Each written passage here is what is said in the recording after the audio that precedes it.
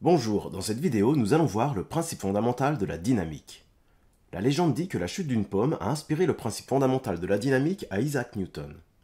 Ce n'est bien sûr qu'une légende, car on sait aujourd'hui que c'est au supermarché qu'il a vraiment découvert le principe fondamental de la dynamique. Il s'est d'abord rendu compte que pour mettre son chariot en mouvement, il devait y exercer une force.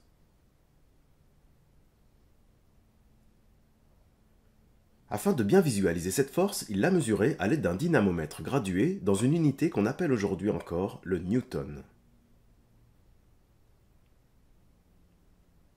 Il a ensuite modifié la masse de son chariot et s'est rendu compte qu'il lui fallait exercer une force plus grande pour lui imprimer le même mouvement que précédemment. Il s'est aussi rendu compte que s'il continuait à exercer le même effort sur un chariot de masse plus faible, sa vitesse variait plus rapidement. Il a donc d'abord établi que les forces provoquent une modification du mouvement.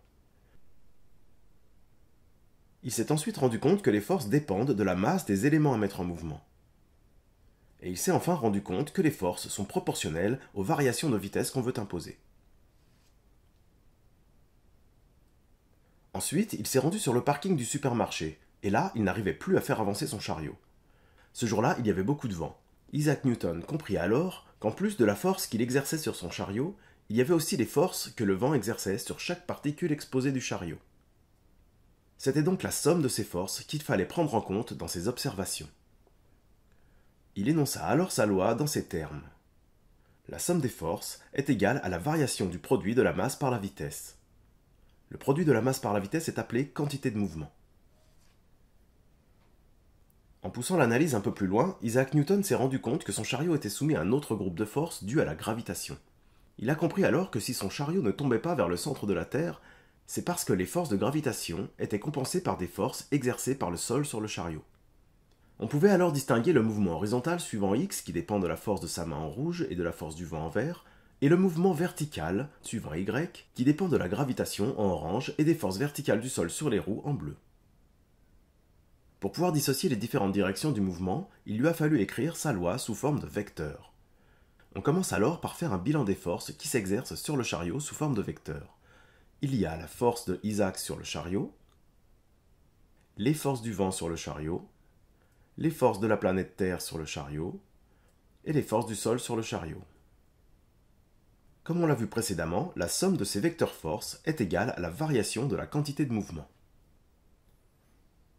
La manière mathématique de représenter une variation est une dérivée. La somme des forces est donc égale à la dérivée de la quantité de mouvement. La quantité de mouvement du chariot, dans le cas particulier d'une translation, est le produit de la masse par la vitesse d'un de ces points, ici on choisira le centre de gravité G, par rapport à un repère galiléen.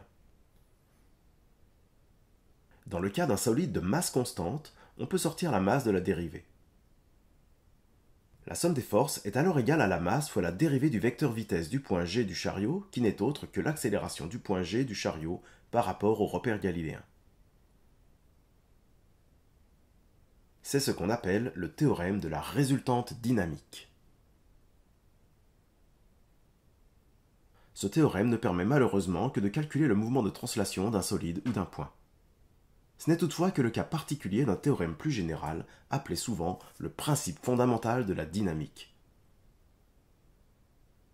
Dans la prochaine vidéo, nous verrons comment le principe fondamental de la dynamique nous permettra de calculer à la fois les translations et les rotations de solides ayant des mouvements complexes.